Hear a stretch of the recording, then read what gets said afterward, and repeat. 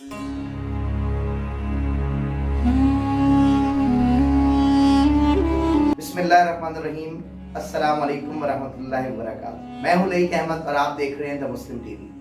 आज हम बात करेंगे हिंदुस्तान के गयूर जंगजू टीपू सुल्तान के हवाले से। टीपू सुल्तान शेर महसूर, हिंदुस्तान के हुर्रियत पसंद हुक्मरान, बैनुल मज़ाहिब हम आहंगी की जिंदा जावेद मिसाल और फौजी रॉकेट तुगरुक के मौजूद थे। टीपू सुल्तान का पूरा नाम फतेह अली टीपू था। आप बेंगलोर हिंदुस्तान में 20 नवंबर 1750 ईस्वी में हैदर अली के घर में पैदा हुए। टीपू सुल्तान का नाम आरकाट के बुजुर्ग टीपू मस्तान औलिया के नाम पर है। इसे अपने दादा फतेह मोहम्मद नाम की निस्बत से फतेह अली भी कहा जाता था। हैदर अली ने टीपू सुल्तान की तालीम पर खास तवज्जो दी और फौज और सियासी अमूर में इसे नौअमरी में ही शामिल किया। 17 साल की उम्र में टीपू सुल्तान को अहम सिफारती और फौजी अमूर पर आज़ादाना इख्तियार दे दिया गया। इसे अपने वालिद हैदर अली, जो जनूबी भारत के सबसे ताकतवर हुक्मरान के तौर पर उभर कर सामने आए, का दायां हाथ समझा जाता था।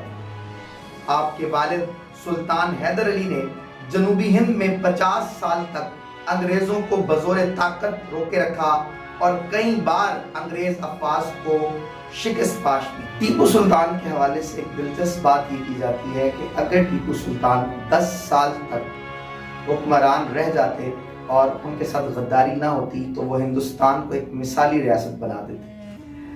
इस हवाले से बहुत से मौरखीन ने बहुत दिलचस्प बातें बताई हैं कि टीपू सुल्तान के पास वो बारूद और वो असलहा था जो उस वक्त फ्रांस और जर्मनी के पास भी नहीं था। और बल्कि ये बात भी कही जाती है कि टीपू सुल्तान के पास एक पूरा प्लान था, जो तालीमी निज़ाम, माशी निज़ाम के, जिसके ज़रिए वो पहली तरजीह उसकी ये थी कि टीपू सुल्तान अंग्रेज साम्राज्य से हिंदुस्तान को आज़ादी दिलाना चाहता था। लेकिन निज़ाम और मरहट्टों ने टीपू सुल्तान के खिलाफ अंग्रेज़ों का साथ दिया और टीपू सुल्तान को आगे बढ़ने न दिया। टीपू सुल्तान की ज़िंदगी एक सच्चे मुसलमान की ज़िंदगी थी। वो मजहबी तासुब से पाक थे। यही वजह थी कि गैर मुस्लिम उनकी फौज और रियासत में आला ओहदों पर फाइज थे। टीपू सुल्तान ने अपनी मुमलिकत को मुमलिकत खुदादाद का नाम दिया।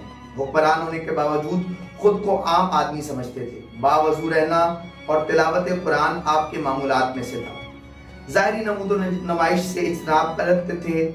हर शाही फरमान का आगाज बिस्मिल्लाहिर्रहमानिर्रहीम से करते थे। जमीन पर खद्दर बिछा कर सोया करते थे। इसीलिए शायर मशरिक अल्लामा इकबाल को टीपू सुल्तान शहीद से खुसूसी मोहब्बत थी। 1929 में आपने शहीद सुल्तान के मज़ार पर हाजिरी दी और 3 घंटे बाद बाहर निकले तो शिद्दत जज्बात से आंखें सुर्ख थी। उन्होंने फरमाया कि टीपू की अजमत को तारीख कभी फरामोश ना कर सकेगी। वो मजहब, मिल्लत और आज़ादी के लिए आखिरी दम तक लड़ता रहा, यहाँ तक कि इस मकसद की राह में शहीद हो गया। लेकिन अफसोस की बात कि जिस तरीके से सिराजुद्दौला के साथ गद्दारी हुई और आखिरी जंग के वक्त उनकी बारूद में गन पाउडर मिला दिया गया, बिल्कुल इसी तरीके से टीपू सुल्तान के साथ भी गद्दारी हुई। जिसे अल्लामा इकबाल ने लिखा, जाफर अज बंगाल सादिक अस्तकन ननंगे मिलत ननंगे कौम, कि मीर जाफर ने सिराजुद्दौला के साथ गद्दारी की और मीर सादिक ने टीपू सुल्तान के साथ गद्दारी की।